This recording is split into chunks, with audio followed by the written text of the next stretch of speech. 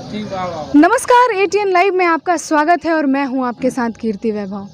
चुनाव की तारीख नज़दीक आ रही है। सभी विधानसभा क्षेत्र में सब विधायक अपने अपने दौरे पे हैं। ऐसे में हम मौजूद हैं अभी महाराजगंज विधानसभा क्षेत्र में और हमारे साथ एएसपी के उम्मीदवार एजाज अहमद सिद्दीकी जी मौजूद हैं। आपको बताते चलें कि लगातार कुछ दिनों से ये दौरे पे हैं, वो कोरोना काल हो या बाढ़ जैसी स्थिति हो, हर समय में ये जनता से जुड़े रहते हैं, जनता की परेशानियों को जानते हैं और हर संभव मदद करने का प्रयास करते हैं। अभी हम एजाज अहमद सिद्दीकी जी से बात करेंगे कि काफ़ी दिनों से उनका दौरा चल रहा है, तो रुझान किस तरफ है। सिद्दीकी जी, ये बताइए कि अभी जनता का रुझान किस तरफ है, क्योंकि काफ़ी दिनों से आप दौरे पे चल रहे हैं। जय भीम। बहुत स्वागत आपका, बहुत शुक्रिया एटीएन न्यूज़ का। रुझान की जहाँ तक बात कर रही हैं आप, तो हमें लगता है हमसे बेहतर आपको पता होगा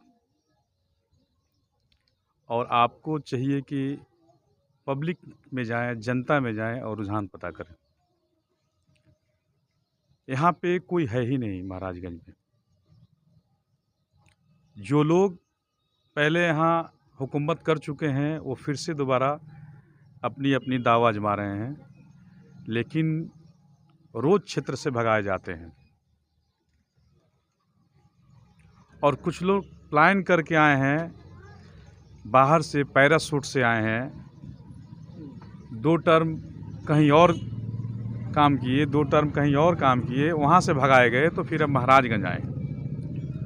तो अब जनता जान चुकी है, जनता जाग भी चुकी है। जनता को जिस तरह बरगला के ये लोग वोट लेने का काम किया है और इस्तेमाल किया है, सारा जनता जाग चुका है। आज के वक्त में जो ये कोरोना जैसे महामारी में 60% महाराजगंज की जनता कर्ज तले दबी हुई है। 4-5 माह इन लोगों को जॉब से हटा दिया गया, काम नहीं दिया गया। वैसे स्थिति में लोग बाग अपने जेवरात बेच करके खाए, वो भी कम पड़ गया तो कर्ज लेकर के खाए। कभी वो 20,000 लिए थे, आज वो 1 लाख रुपए हो चुके हैं। तो गरीब मजदूर किस्म के लोग के पास इतनी हैसियत नहीं है कि उस कर्जे को पूरा करे। तो मेरा मिशन यही है, थोड़ा सा स्टॉप करेंगे क्या उसको। महाराजगंज की जनता 60% एबव कर्ज के तले दबा हुआ है और जो कभी 20,000 कर्ज हुआ करता था वो आज 1 लाख रुपए हो चुके हैं, 1.25 लाख रुपए हो चुके हैं। लोकल वेंडरों से ब्याज पे पैसे लोगों ने लिया है और ऐसे स्थिति में 10%, 15%, 20% पे लोगों ने ब्याज पे पैसा लिया है। अब उनकी आमदनी ख़त्म हो चुकी है, रोज़मर्रा के कमाई से उनका लोन, उनका ब्याज पूरा होने वाला नहीं है। हमें डर है कि आने वाले दिनों में ये लोग आत्महत्या के शिकार न हो। इसीलिए इस मिशन को लेके चले हैं कि महाराजगंज के लोगों को कर्ज मुक्त बनाया जाए। इसके लिए हमारी बात स्टेट बैंक से हो रही है। स्टेट बैंक के जोनल हेड विनोद कुमार से बात हो चुकी है और हम उस पर काम कर रहे हैं। ये बताइए कि अभी तक आपने किन किन क्षेत्रों में दौरा किया है। लगभग सारे क्षेत्रों में हमने दौरा किया है, कोई क्षेत्र ऐसा बचा नहीं है और बहुत मोहब्बत मिल रहा है, बहुत प्यार मिल रहा है। लोगों के दिल में ये तमन्ना है कि बस अब बदलाव चाहिए और लोग समझ चुके हैं कि अब बदलना है, लोग चाहते हैं कि बदलना है और बदलाव ज़रूरी भी है। लोगों ने ठान लिया है। आज के वक्त में 20,000 हमारे आज़ाद समाज पार्टी के कार्यकर्ता हो चुके हैं और ये मिशन बना लिए हैं कि इस बार ये किला ध्वस्त करना है।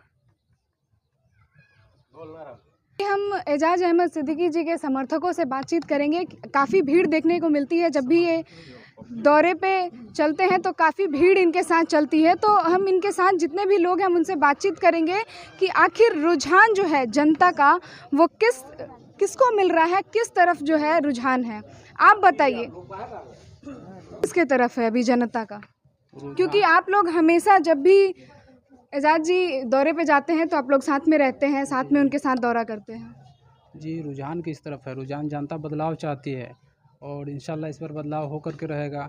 रहा बात पिछले जो एमएलए थे हेमनारायण शाह, तो आपको पता ही होगा, मीडिया के माध्यम से सुनने को देखने को मिला है कि लोग तो गाली दे दे करके भगा रहे हैं अपने यहाँ से। और रहा बात लोजपा भाजपा का और आरजेडी का, तो कांग्रेस आरजेडी जब आप मिसाल के तौर पे देख लीजिए कि जो अपना ज़िंदगी गुजार दिए हैं डॉक्टर मोहम्मद शहाबुद्दीन साहब, जब उनकी वाइफ के वो लोग नहीं हुए तो हम लोग के थोड़े होंगे वो लोग। अपने बेटी के लिए पाटलिपुत्र में वो लोग माले से अलग गठबंधन करते हैं और यही सिवान में आकर के वो लोग गठबंधन तोड़ करके क्या नाम है कि माले के जो कैंडिडेट हैं उनको वो लोग लड़वाते हैं यहाँ से। फिर विधानसभा के चुनाव में वो लोग फिर गठबंधन कर लेते हैं यहाँ पे। तो इसका तो मतलब ये हुआ ना कि बस हम पुत्र मोह के माया में फंसे हुए हैं। हमें क्या मतलब है सिवान सीट लोकसभा में निकले या ना निकले, हैना साहब निकले या ना निकले, उनसे उन लोगों का कोई मतलब नहीं है। और रहा बात लोजपा का, तो लोजपा तो बिजनेस कर रही है दलित समाज के साथ, दूसरा कुछ है? दूसरा कुछ भी नहीं है। नहीं तो बताइए कि 15 दिन पहले जो डॉक्टर देवरंजन सिंह इस पार्टी में थे, भारतीय जनता पार्टी में, वो क्यों चले गए उसमें? इसका मतलब ये है कि कहीं ना कहीं भाजपा का एक प्रोपेगेंडा है कि जदयू को बर्बाद किया जाए, इसलिए वो उसमें चले गए। और तो जनता इस बार बदलाव के मूड में है। बिल्कुल बदलाव के मूड में है। आप बताइए क्या लगता है इस बार क्या होगा? इस बार हमारे एजाज भाई जीतेंगे और कहना यह है कि यहाँ से काफ़ी जगह पे हम लोग गए हैं और जहाँ पर भी जाते हैं हम लोग देखते हैं कि हमारे एजाज भाई को बहुत ज़्यादा बोलबाला है और इस बार जीतेंगे वही। आप बताइए क्या लगता है इस बार क्या होगा? इस बार आज़ाद भैया जीतेंगे जनता इस बार पूरी बदलाव के मूड में है। जी, पूरी बदलाव के रूप में है।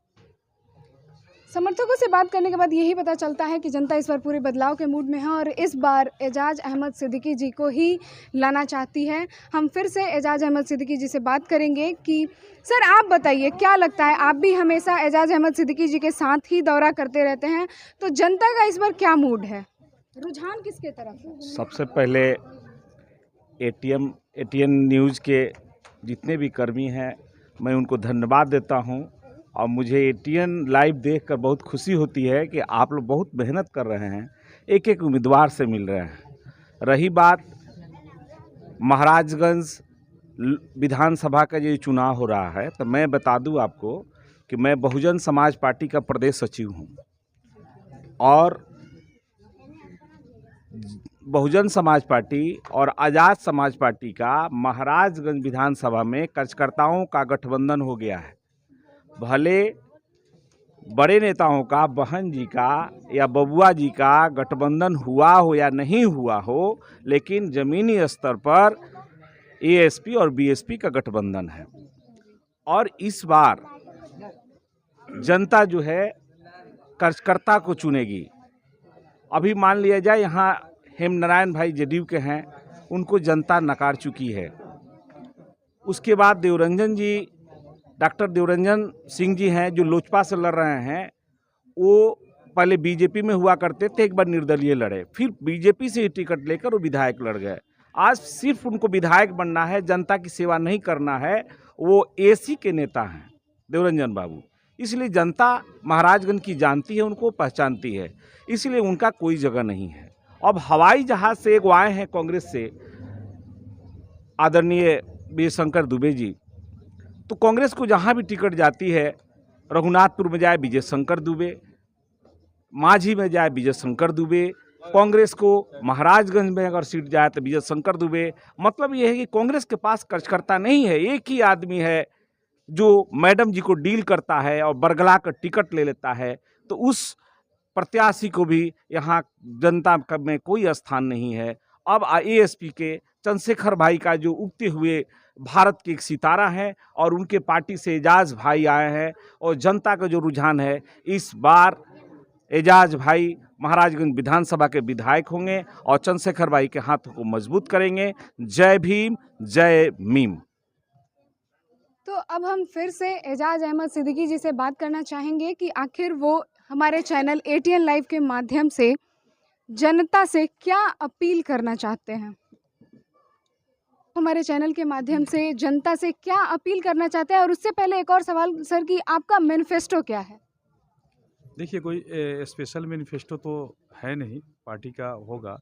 लेकिन मेरा यहाँ जो महाराजगंज विधानसभा है, उसके लिए कुछ एक मिशन के तौर पे काम हो रहा है कि यहाँ पे आज तक कोई ऐसा काम हुआ ही नहीं है जिसको विकास शब्द कहा जा सकता है। तो एक तो अधूरे काम जितने भी हैं उसे पूरे करने हैं, और 2-3 इम्पोर्टेंट काम ऐसा है जिससे हमारा समाज ख़त्म हो रहा है, बर्बाद हो रहा है। जैसे कर्ज मुक्त, पहला काम। दूसरा, हमारे बहुजन समाज के मोहल्लों में आप अगर गौर करेंगी, घूमती होंगी, जाती होंगी तो देखती होंगी, खेतों में मोहल्ला बसा हुआ है। 200-200 घर, 300-300 घर खेतों में बसा हुआ है, जहाँ जाने को दूर दूर तक सड़क नहीं है, पगडंडी भी नहीं है। दूसरों के खेत से हो करके लोग जाते हैं। तो फर्स्ट प्रायोरिटी यही हमारी है, कर्ज मुक्त महाराजगंज और हर बहुजन समाज के घर तक सड़क। ये सिर्फ कहने वाली बात नहीं है। और आप देखेंगे कि हमारे स्कूल का जो हालत है, जो सरकारी स्कूल की हालात है, उसमें सुधार और उसके लिए अलग से मैनेजमेंट बनाना, मैनेजमेंट टीम गठित करना। क्योंकि सब कुछ है बट मैनेजमेंट नहीं है। ठीक उसी तरह हॉस्पिटल का जो हालत है, तो भवन है लेकिन डॉक्टर नहीं है। अगर हम आज यहाँ मोरा में बैठे हुए हैं, तो यहाँ अगर किसी को दिक्कत हो जाए, तो यहाँ से अगर हॉस्पिटल के नाम पे भगवानपुर मरीज जाता है, तो भगवानपुर में ऐसा कुछ भी नहीं है जो पेशेंट को लाभ मिल सके। तो यहाँ से सीधा रेफ़र किया जाता है सिवान, सिवान से रेफ़र किया जाता है पटना। तो पंचायत लेवल पे ऐसा पीएचसी हो, ऐसा स्वास्थ्य केंद्र हो जिसमें डॉक्टर हो, और कम से कम इमरजेंसी टेकअप करने के लिए एक आईसीयू हो, एक ओटी हो, किट हो। सर, आप जनता से क्या अपील करना चाहेंगे हमारे एटीएन लाइव चैनल के माध्यम से? जनता से यही अपील है हमारी, सबसे रिक्वेस्ट है, सबसे आरजू विनती है कि ये वक्त है बदलाव का, और हमें किसी चक्कर में नहीं आना है, किसी के बहकावे में नहीं आना है, कहीं घबराना नहीं है। बदलाव निश्चित है, और इसमें हर इंसान, हर जनता अपना भागीदारी निभाए, इसमें आके जुड़े और भागीदारी निभाए, वो अपना हिस्सा बनाए कि इस जीत में हम भी शामिल थे। कल को खड़ा होकर चीख के कहे कि एजाज की जीत में हम भी शामिल थे। तो इसलिए सबसे निवेदन यही है कि सब लोग एकजुट हों, पूरा बहुजन समाज एकजुट हो, पूरा गरीब समाज एकजुट हो, और इस तख्त को उलट दिया जाए। अब तक हमने एजाज अहमद सिद्दीकी जी से बात की और उनके समर्थकों से भी बात की। बातचीत करने के बाद ऐसा लगता है कि जो जनता है वो इस बार बदलाव के मूड में है, और वो अब की बार एजाज अहमद सिद्दीकी जी को ही चुनना चाहती है। अब देखना ये होगा कि 10 नवंबर को जब मतगणना होगी तो क्या होता है, महाराजगंज विधानसभा की जनता किसे अपना विधायक चुनकर पटना विधानसभा क्षेत्र में भेजने का काम करती है।